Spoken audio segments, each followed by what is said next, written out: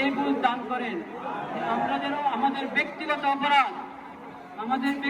অপরাধ এটাও কারণ হয়ে থাকে বিশ্বব্যাপী হালাত নিরাপত্তার অবস্থা খারাপ হওয়ার ক্ষেত্রে। সেজন্য আমরা সবাই খালের দিকে তওবা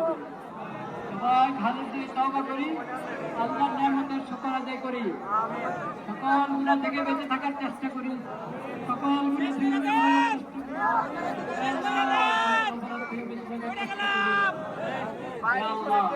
আজকে যে পড়া হলো এটা পৃষ্ঠে যারা আছেন তাদের পক্ষ থেকে, যারা আসেন নাই তাদের পক্ষ থেকে, যারা এই মিছিল সমাবেশে উপস্থিত হয়েছে তাদের পক্ষ থেকে, যারা আসতে পারে তাদের পক্ষ থেকে, বাংলাদেশের সকল স্তরের সকল জনগণের পক্ষ থেকে, পুরা মুসলিমের পক্ষ থেকে প্রতিবাদ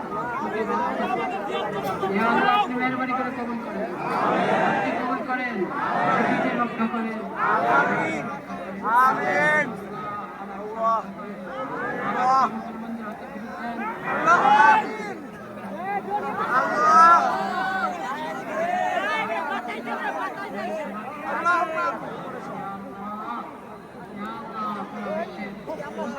ভাই হাত মুখ নামাই ভাই।